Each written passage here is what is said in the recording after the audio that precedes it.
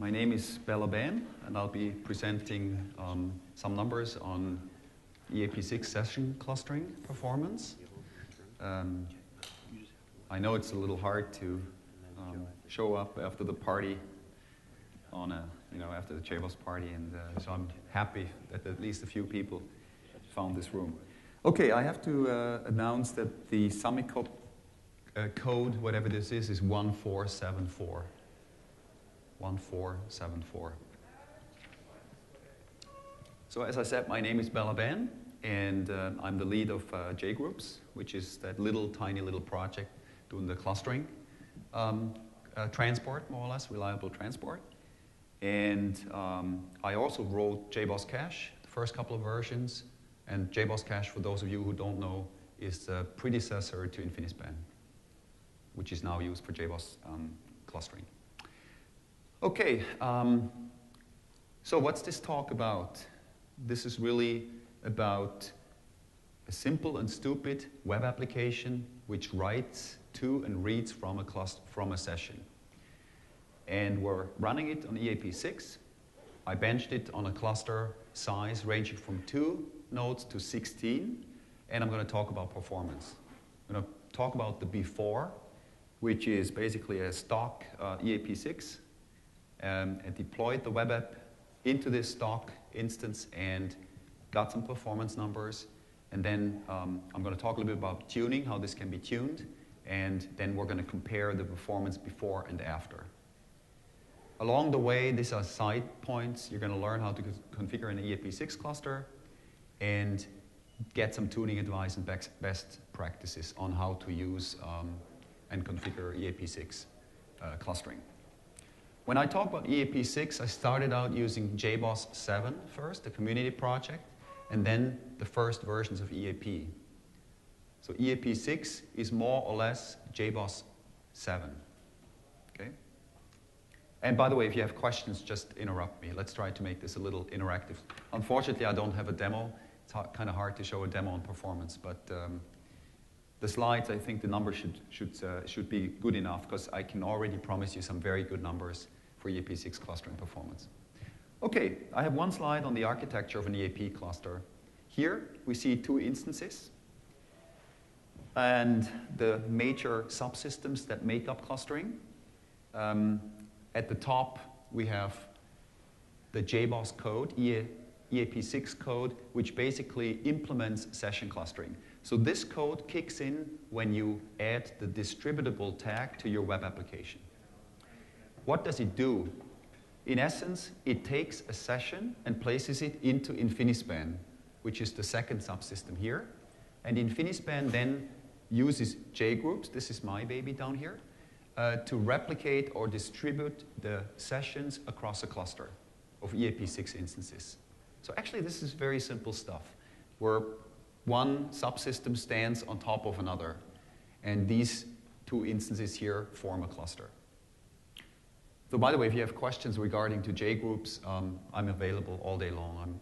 My flight leaves at 10, so you can ask me any kind of questions. You can also ask me questions about Infinispan. I also used to be the lead of this at one point, a long time ago. So,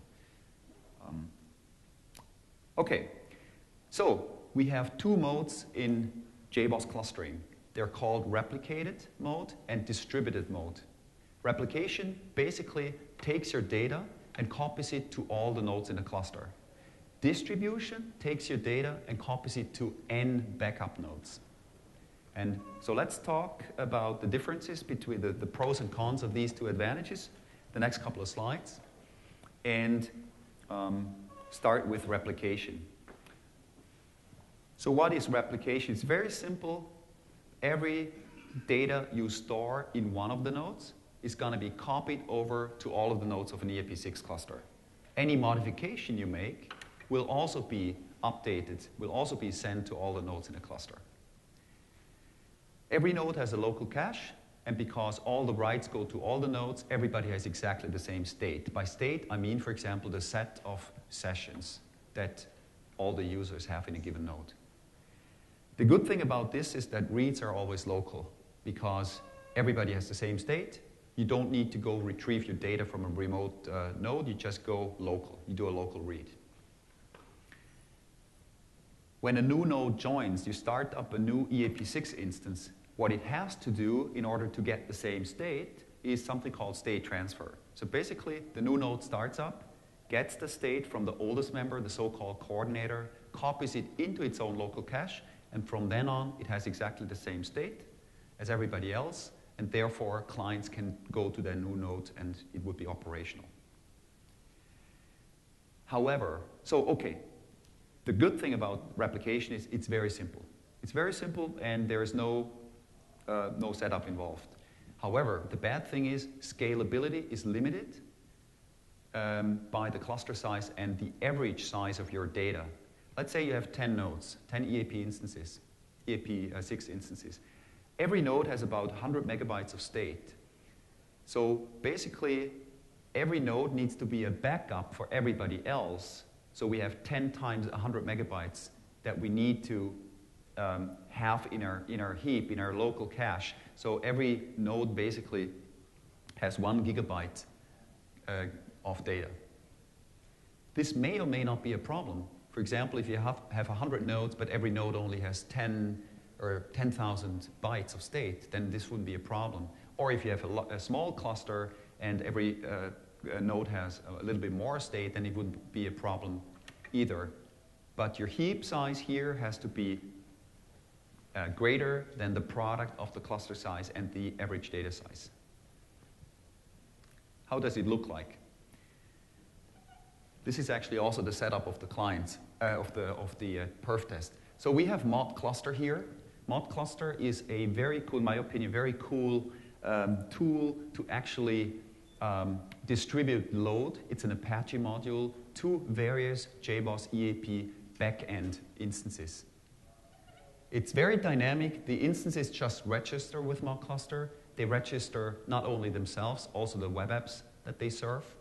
And there's also a feature that allows these guys to send load information back to ModCluster so that the clients can actually, or ModCluster can actually dispatch client requests to the least loaded node. So that's very cool technology.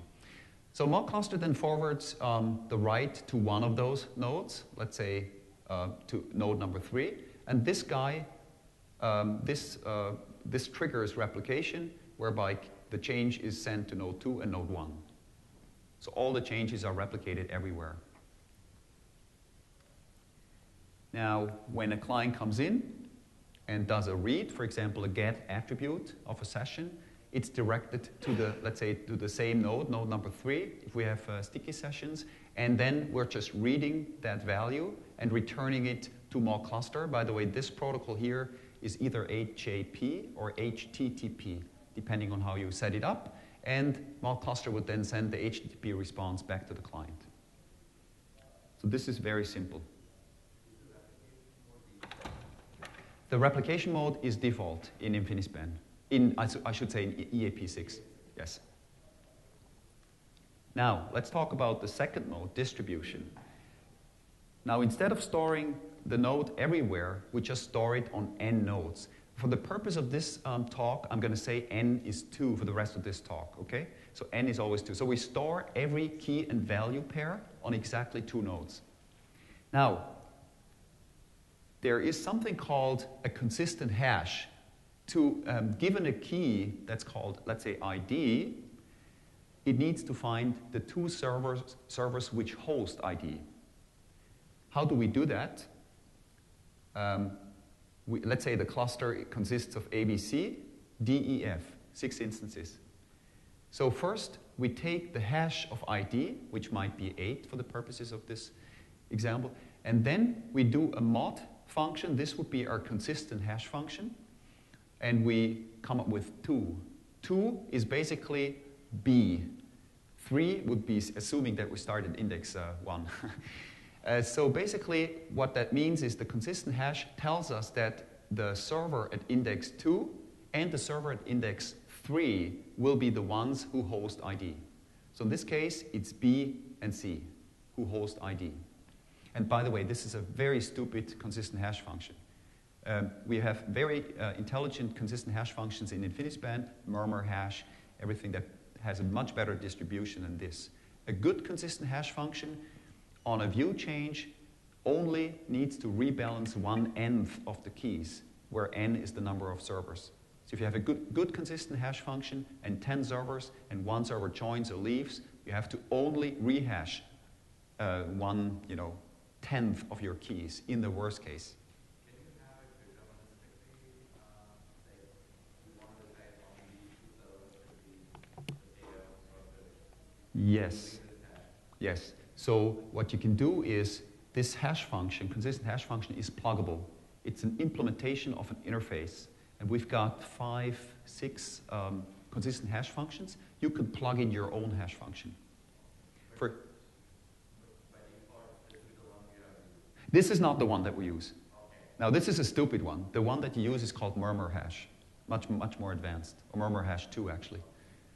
This is just for the example. So what we end up with, anyone who knows the key knows that that key is going to be allocated on B and C. Now, let's take a look at what happens when we need to do a rebalancing. Let's say B crashes, this guy crashes, or leaves. The new view is now A, C, D, E, F. Now, the 8 mod 5 is 3. So now it's D and E that are going to host that key. Which means B now knows that C, the backup owner, now knows it needs to copy ID over to D, over to E, and remove it from its own local cache. Okay, so the point of this is just to show you that rebalancing happens when you add new nodes or when you remove nodes. And the other point I'm trying to make here is that this has a cost associated. So for example, keys need to be locked while a rebalancing is in progress. That's the downside. Compared to replication, it's a little bit more complex. Things need to happen when you need a rebalancing. But for example, what you could do is you could turn rebalancing off if you add 10 servers and only enable rebalancing once you've added the 10 servers. So you don't need to do 10 rebalancings, but only 1 for 10 servers at the end of adding the 10 servers. But the gist of this is, knowing the key, we always find the right servers. So this is very powerful, and it scales to a large number of servers in a cluster. So compared to replication, the write only updates the n owners of a key. I'm going to show you that in our system, we're only going to have one unicast write, or basically a write generates a unicast message. A read asks the primary owner and possibly stores the results in an L1 cache. An L1 cache is a simple cache which caches keys, if enabled, that are not local.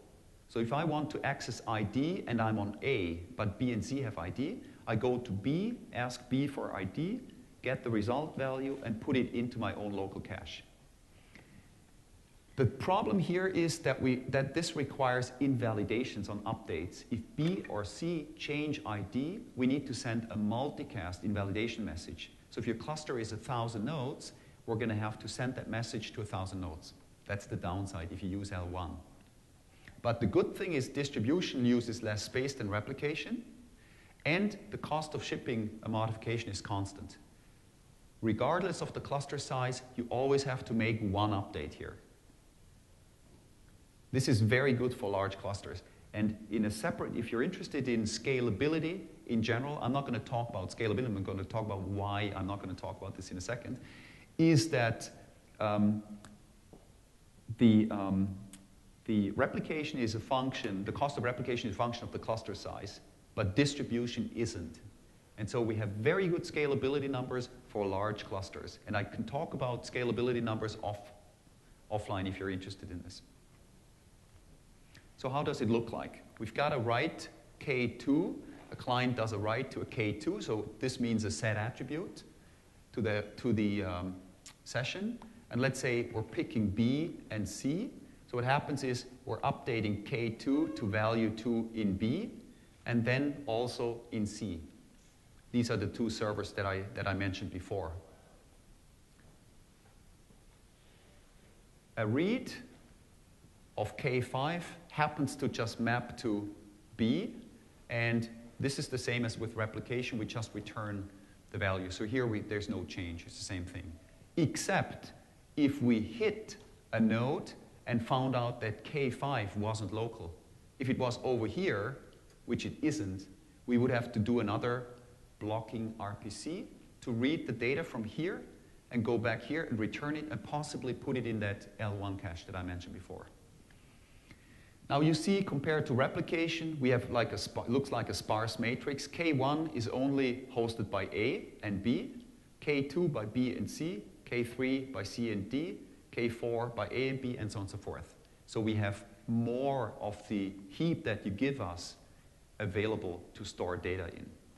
This is the big difference to replication, where you kind of waste, the memory that's given to you. Okay, so how does JBoss use distribution for session clustering? What happens is that JBoss, the clustering code, always stores a session on the current node. How is this done? When ModCluster, and I'm just using this slide not for showing how a read works, but let's say a client creates a new session. The session doesn't exist. It maps to, it picks node B. At this point, we have to create a key, put it into Infinispan that's local. So what we do is we ask Infinispan, give us a J session ID that's local, that maps to B, so we don't have to go remote here. This is actually pretty cool code, because this means we always have the session in the node in which it is local. If this node crashes and we fail over, what the clustering code does here is it creates a new cookie, a new J session ID, and returns it to the client. So it basically changes the cookie. Okay, so that it is always local. That's the main point. That's done by the clustering code, the EAP clustering code, right? The good thing, the advantages here are that there are never any remote reads or writes to the primary data owner of a given key. And the writes are basically, one of the two writes is always local, and the write only goes out to the backup owner of a given key. There is also no need for an L1 cache, and that's already my first tuning tip. If you use distribution in EAP6, you don't need an L1 cache. Okay, now updates can be sent across the cluster in a blocking or a non-blocking fashion, and I have one slide that talks about this. So we call this sync. Sync is blocking versus async. Async is non-blocking. Okay, let's assume you come in, your servlet does a session set attribute. If you configured the cache to be blocking, to be sync, then basically the caller blocks until the changes have been applied across the entire cluster, either using replication or distribution. And we use confirmation. Basically, we're sending back X to basically, return when we've got all the X. Async, in contrast, ships the changes in the background. So basically, that's a fire and forget. You do a set attribute, you return immediately, the updates are sent across the cluster, in the background. So this means async is naturally faster than sync.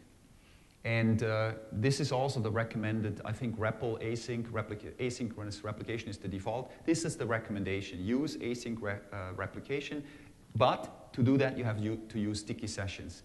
Because what can happen is the following. Let's say you pick node A and you do a put, a write. Immediately after this, you do a get, and it happens to map to node B. If the update from A to B made it before your get, you're going to see the latest write. If not, you're going to see the stale value, the previous value. So if you can't use sticky sessions, you cannot use async replication or distribution. Then you have to switch to synchronous replication or distribution. Remember, sync always involves a round trip, a network round trip, so that's costly. So there are four combinations: synchronous replication, asynchronous replication, synchronous distribution, and asynchronous distribution. And those are the four modes that I actually benchmarked in my test. All right. The next part would be the configuration of the EAP6 cluster. Yes? When you have async operations, like, so in that case, suppose I'm on the current node and it crashes in the middle of an operation. Those changes haven't yet been replicated to the backup server. What happens in that? The changes are gone. So, This is fire and forget. okay. If you use sync replication, however, we involve transactions, potentially, if you haven't configured. That has a downside too, because there's 2 PC across the cluster. It's not 2 PC local, but across the cluster. Yes, sir? I think I heard at some point that you could have the replication or inter-server communication using another network card. Is that something that's possible?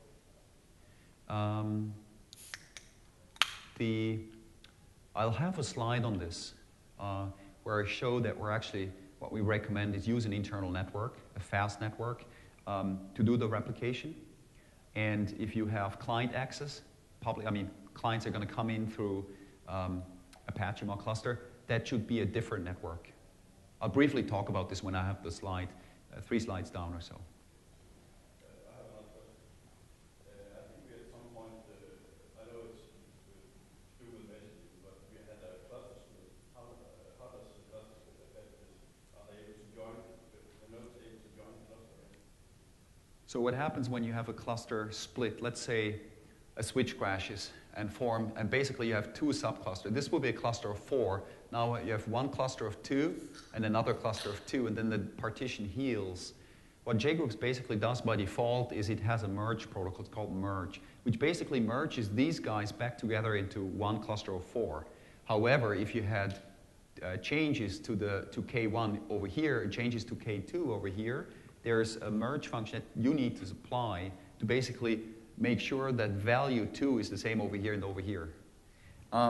With Infinispan, the next version of Infinispan, we're going to solve this automatically, if possible, using eventual consistency.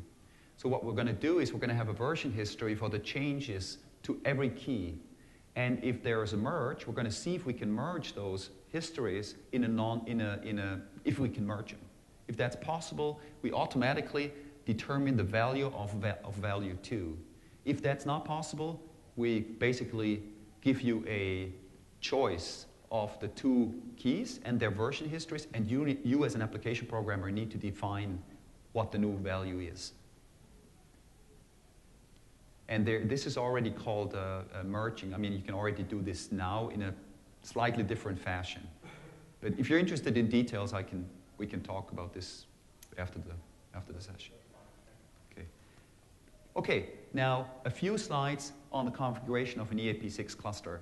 First of all, let's look at the configuration of ModCluster. This is actually a cut and paste from the distribution, the ModCluster distribution. So there's almost no changes, except here I did change the port to 8000.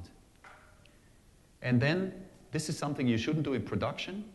This port can be accessed by all the hosts, any host. The same over here. This is the ModCluster manager. I don't know if you're familiar with ModCluster. This is a simple and stupid web app that shows you some stats about the current cluster, allows you to do the current ModCluster setup, allows you to make some changes and stuff.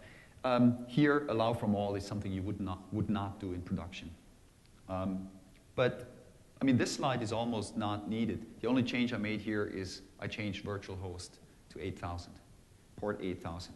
Now, ModCluster has the advantage that compared to ModJK, you don't need to list all the workers in a file, but instead every worker has to have a reference of Apache, where Apache is running.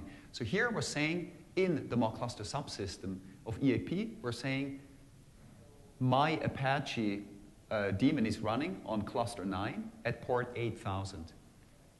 This advertise here, this means that we have the ability from our cluster to periodically send out multicasts packet, basically saying, hey, I'm cluster 9 and I'm running at port 8000.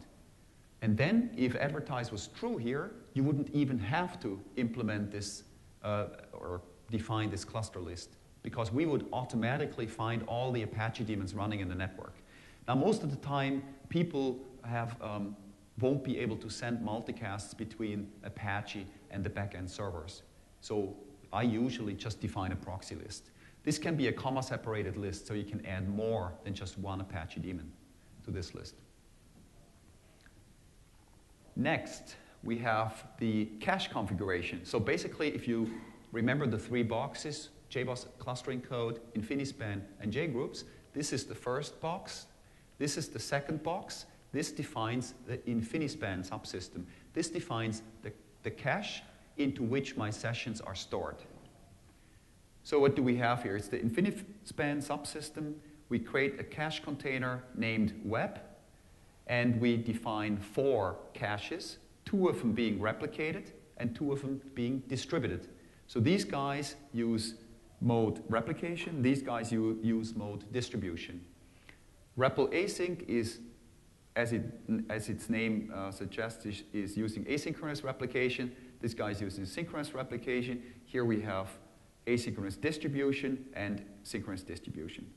The number of owners is 2, and here is the mode. By default, if you don't specify the cache in your web application into which you'd like to be stored, we're going to use synchronous replication. We're going to use the cache that's defined down here, the second here. Now remember the 3 boxes? This is box number 2. Box number 3 is JGroups. And this is defining the transport. So here we're saying we would like this to be replicated or distributed across a transport called UDP. And that's defined on the next slide. Here we have, this is, by the way, all in standalone HA.xml or in domain XML. It's exactly the same thing. Here we have 2 transports, one called UDP. This guy uses multicasting for cluster traffic. And this guy, TCP, uses TCP connections to send updates across the cluster. The difference being that with a cluster of 10, one update, you send 1 message. With IP multicasting, whereas you send the same message 9 times with TCP. So my recommendation is always use UDP if you can. But if you have a network administrator who disallows use of IP multicasting, of course you have to resort to TCP then. Now, this is the last step to cluster your application. This is nothing special. You add your distributable tag to the web XML. And then in your JBoss web.xml, you can pick the cache into which you should be stored. So what we're saying here is we want to have a cache container called web and a cache called REPL async. And if we go back 1 slide, then this means we're going to pick this cache container and we're going to pick REPL async. That's the replicated cache called REPL async. If you didn't do this, by default, you'd be using the synchronous replication cache. Does it mean that you could have multiple cache containers and for different applications? Yes. Or you can, here, for example, we're defining 4 caches. But if you want, for example, another cache container that's using TCP, then you could have a second cache container using TCP. And this cache container would then be using UDP.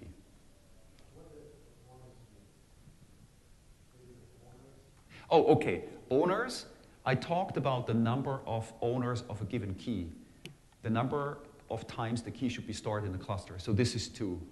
Of course, you can change this. I think there's a special marker -1, which means replicated to all the keys in the cluster, but I'm not sure about this. I'd have to check. We are selecting that whatever the REPL is saying, but where are we saying that it should be distributed or replicated? Oh, sorry. Oops. What happened?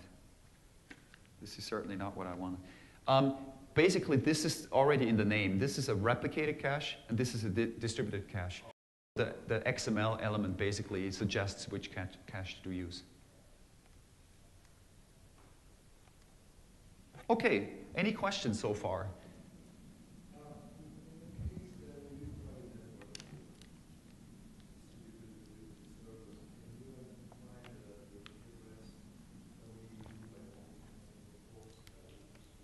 Yes. So basically, going back to this slide, there is this famous standalone HA.xml or domain.xml, which has a lot of this information available. And this would also allow you to define interfaces on which, for example, the multicast interface to which, the multicast address which JGroups should join, or the NIC interfaces to which the node should bind. This can be overridden by system properties, and if you use domain management, for example, this would have to be defined in a host. .xml, you know, the master, what it's called, master host, master slave, whatever. So this is all defined in one of those two files. Wasn't this configuration similar to what was there in JBoss 5 point something? Well, not in the sense that we've kind of extracted all the interface, port, bind address information into a separate section in standalone HA or domain XML. So this is different. With 5 and 6, you had to go and change different files. So except for that, what has changed in terms of like, I know Infinispan was not used in JBoss 5.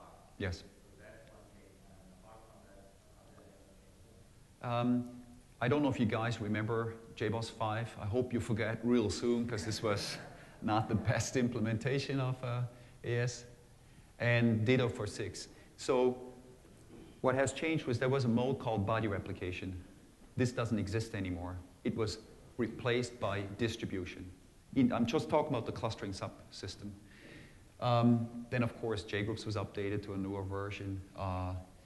We replaced JBoss cache with Infinispan. This is going from a tree-based model to a hash map-based model. That's quite a big change. The clustering code was streamlined and was improved. So, yeah, but if you used body replication before, this is not supported anymore. Switch to distribution. It's more or less a similar model. It's not exactly the same model, a similar model. Yeah, but I use body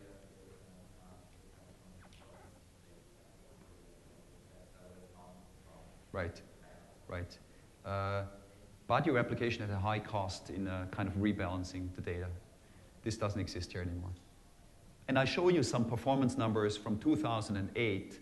It's an unfair comparison, but you'll see that performance has gone through the roof. Of course, it's an unfair, apples and oranges comparison.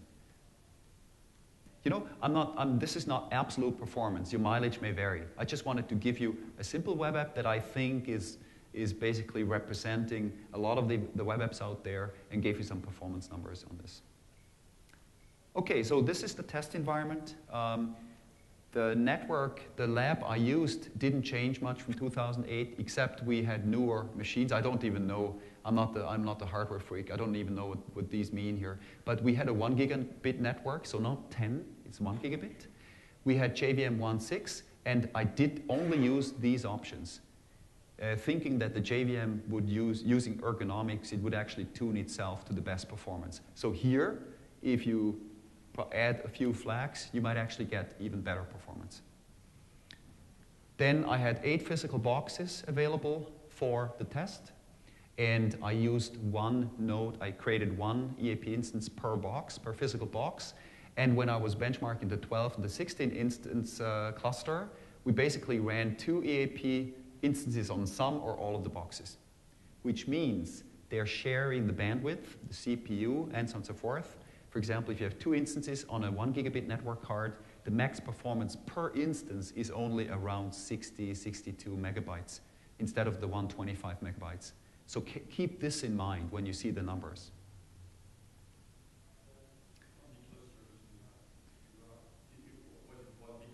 Yes.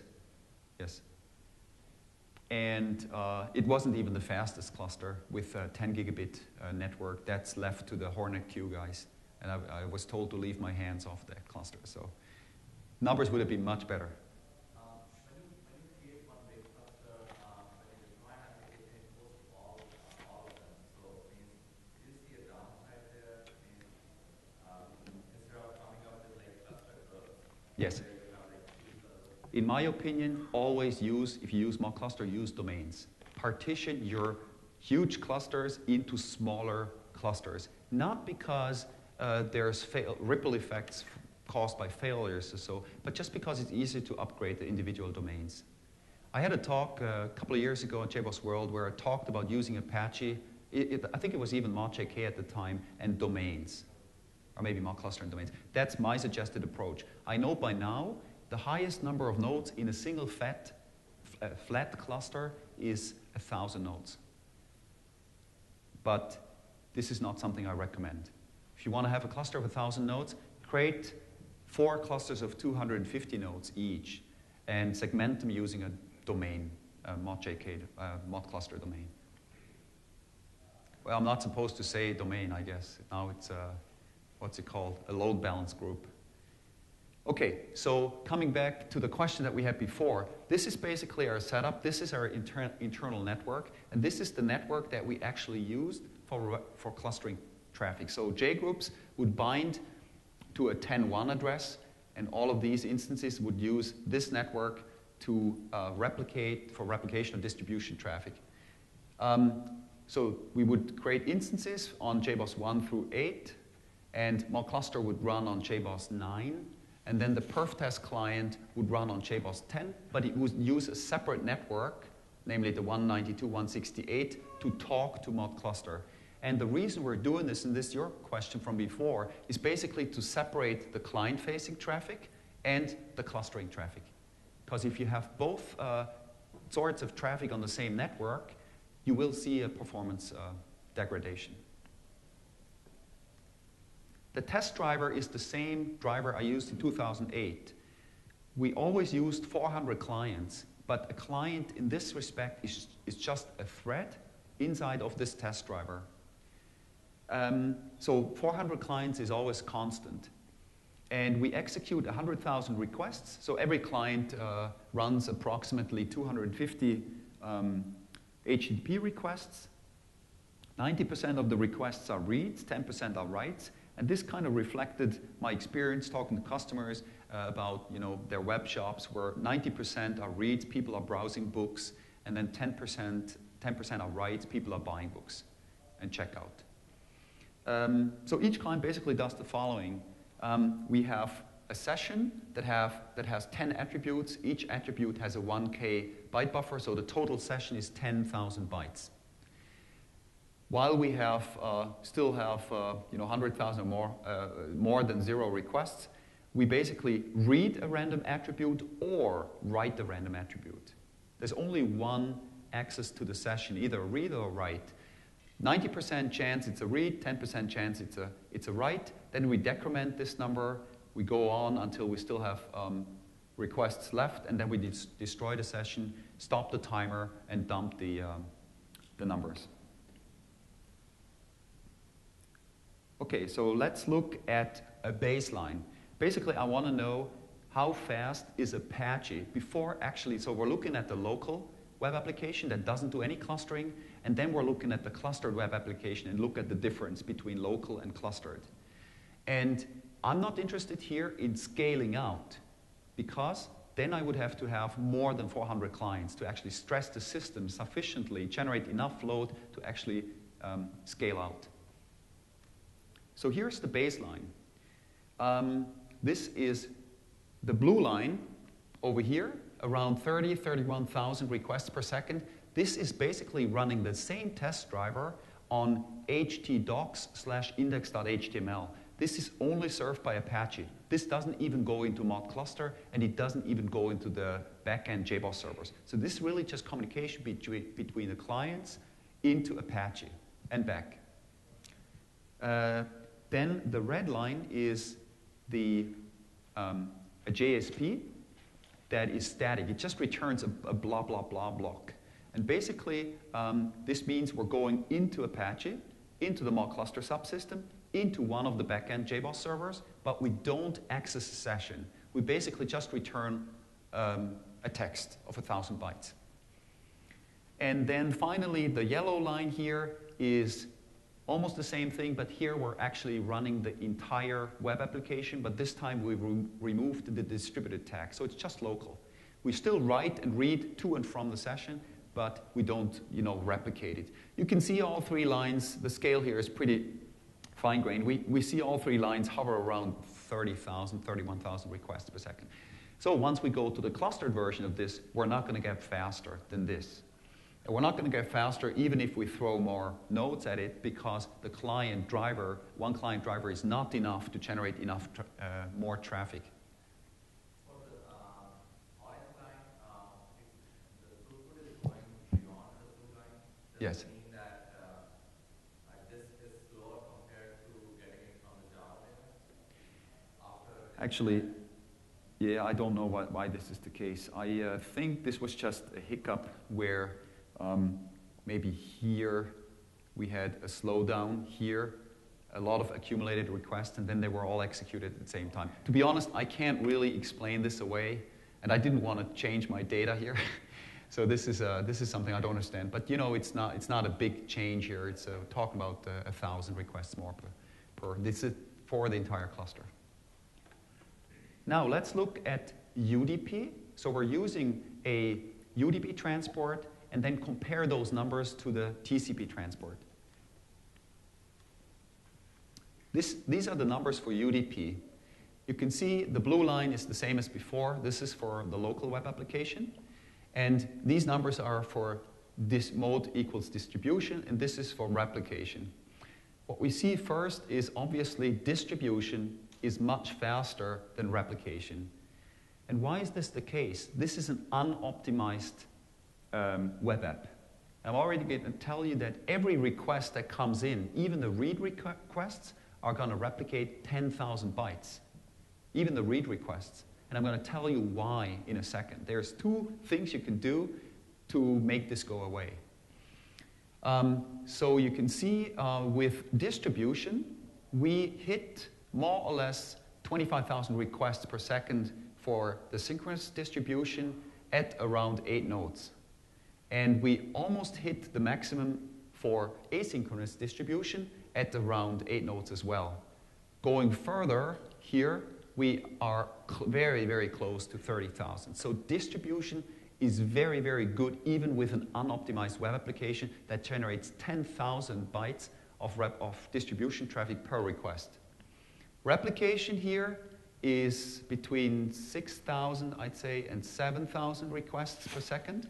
You can see that synchronous replication is slower and asynchronous replication is slightly faster. Why the discrepancy between the two? This is clearly caused by traffic. So here, every single request needs to be sending 10,000 bytes to every node. Every node needs to take the 10,000 bytes, unserialize them, put them into their local cache. Whereas here, we just have, for updates, we just have one unicast write. So here, we have basically a message that's sent to 16 nodes, whereas here, the updates, the number of updates is always constant. It's always one node that we update. Now, looking at TCP, you can see that the difference between the two is, first of all, this line here, distribution, gets faster sooner because we're using TCP here, and TCP with only 2 owners basically is very fast. Yes? Yes, I have to mention that this was using sticky sessions, because if you don't use sticky sessions with distribution, this line would be down here somewhere.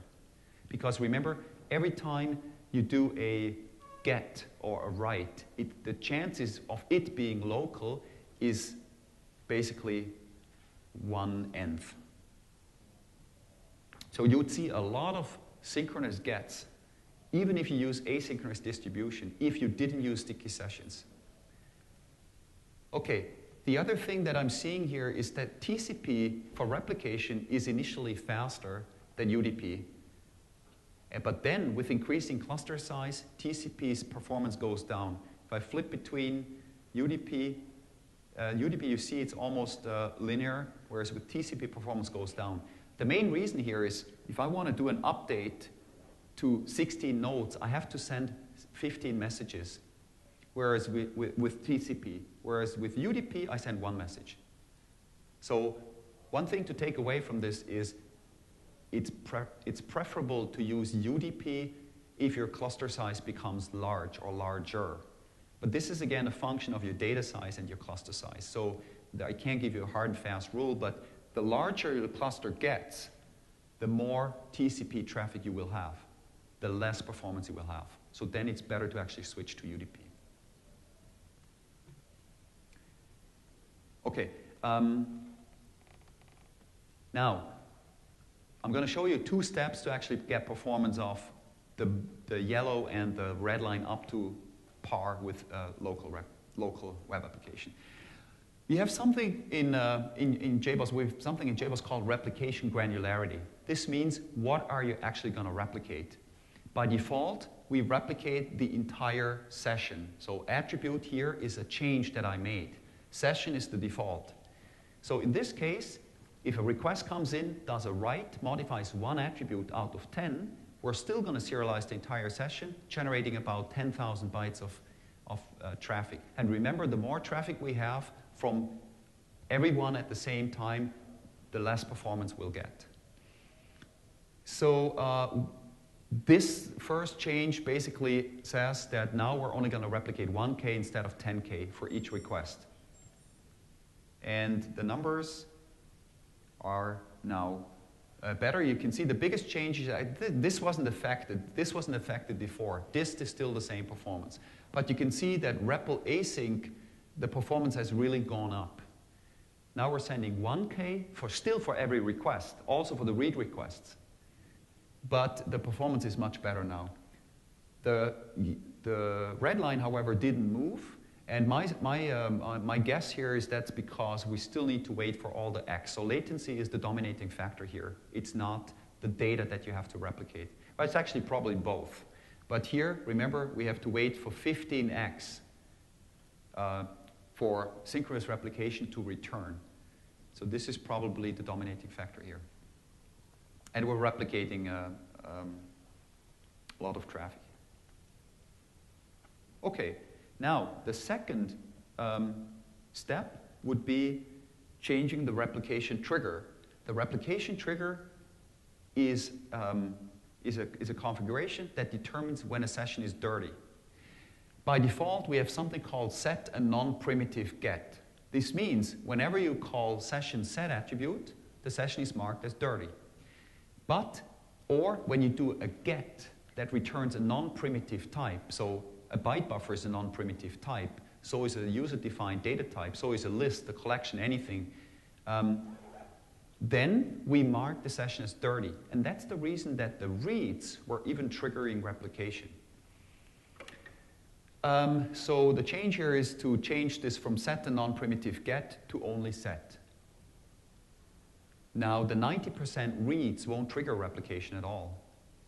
And by the way, these are default. Set the non-primitive get is the default, and the replication granularity is session by default. Why is that the case?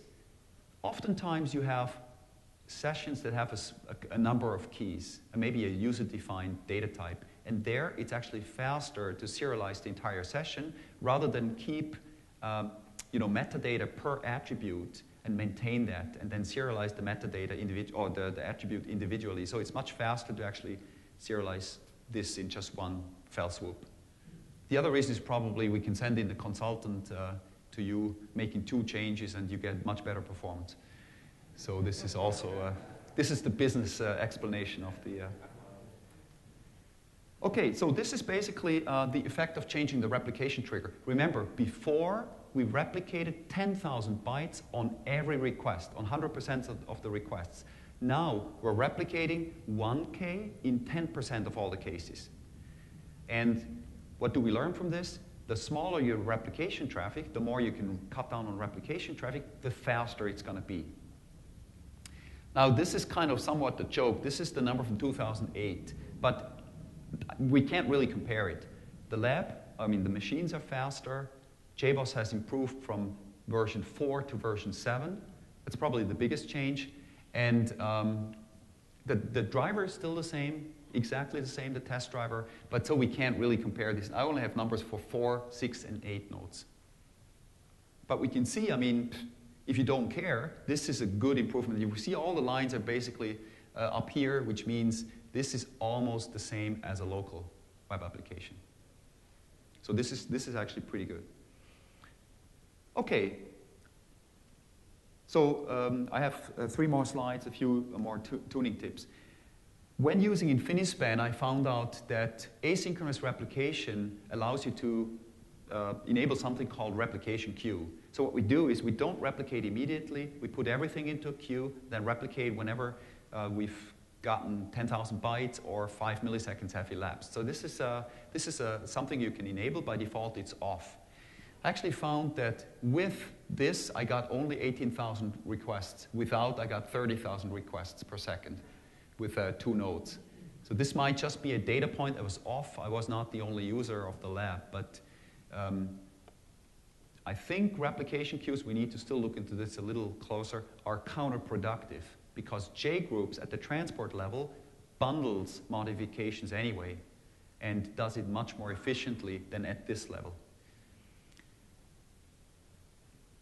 And then the problem is there's a memory increase if the generation rate, the rate of message sending is faster than the rate of flushing the queue. This queue, unfortunately, is unbounded. So if this condition persists for an extended period of time, you're accumulating memory. So for now, we actually recommend turn it off. Then turn off the L1 cache for sessions. This became pretty obvious. The clustering code always maps a session to the local cache, the local node.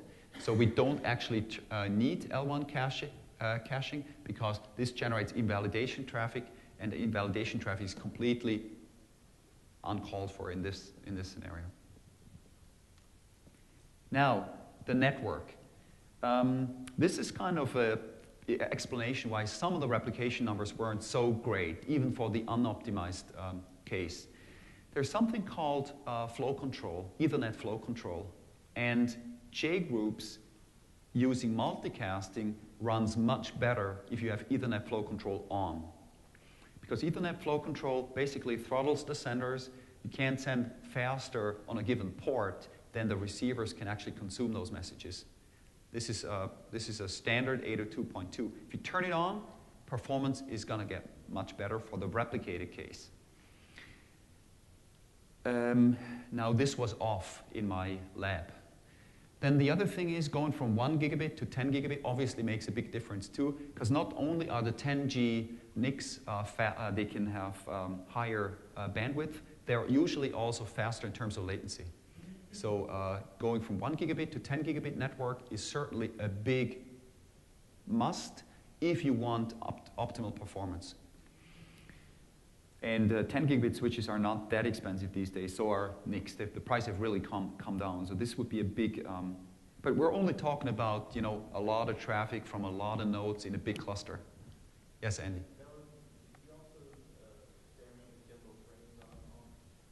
With turning? No, I did not use jumbo frames. Jumbo frames is basically the ability to increase the MTU. Basically, instead of sending 1.5 Ks, which is the maximum size, you can send up to 9K, I believe, or 16, I think. I did enable it for a separate test a couple of years ago and found the performance was not much bigger, to my surprise.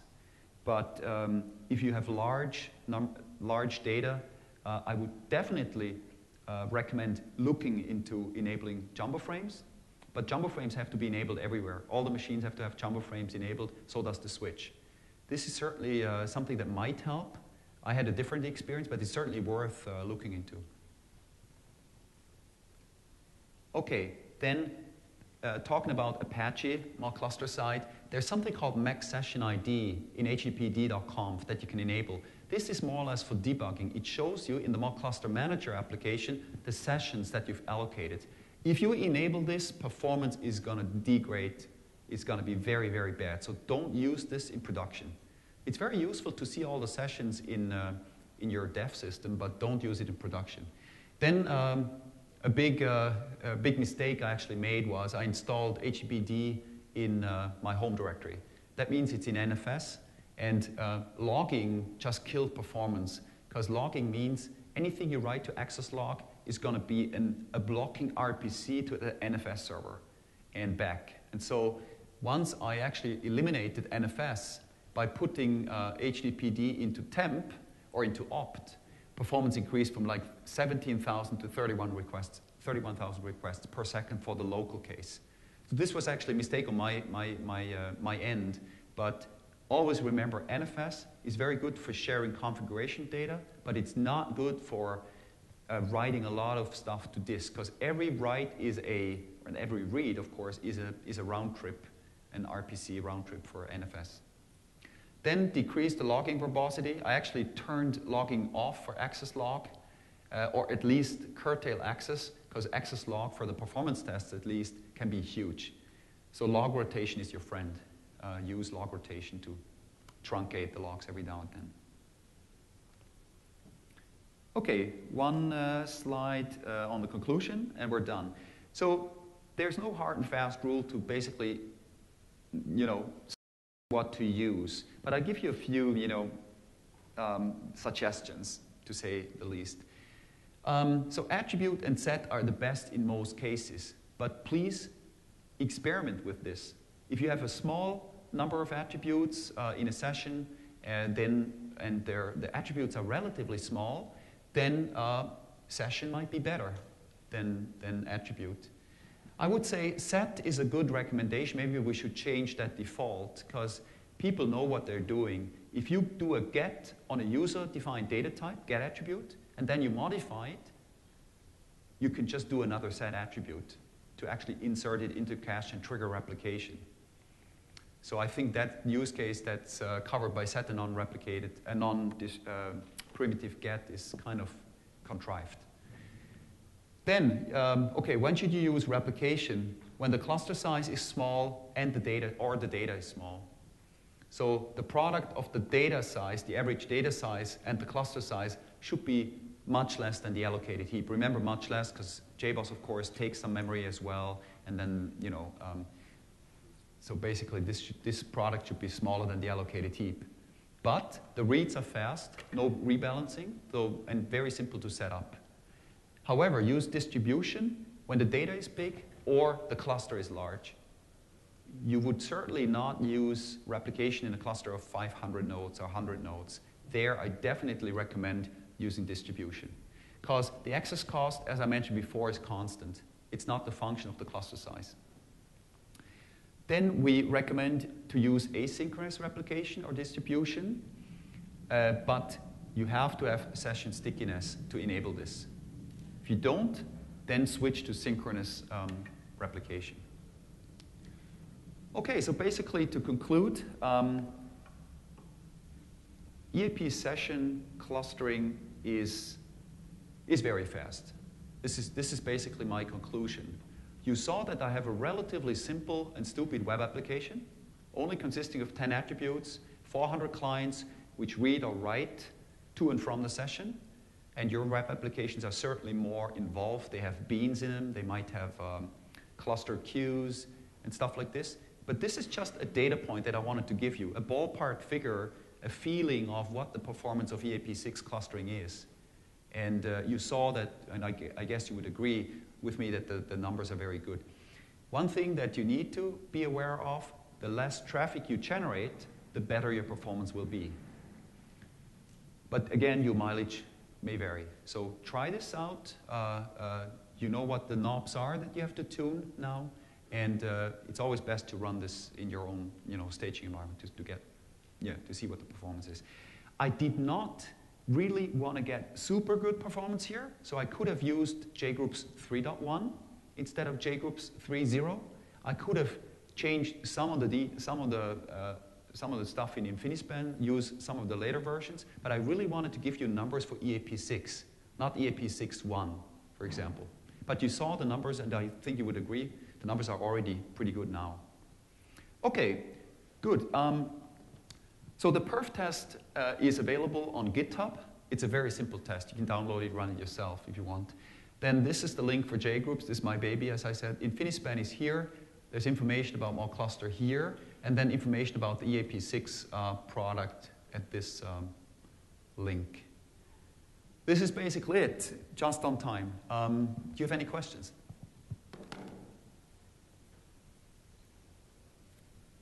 Okay, I'll be here all day long. Thank you.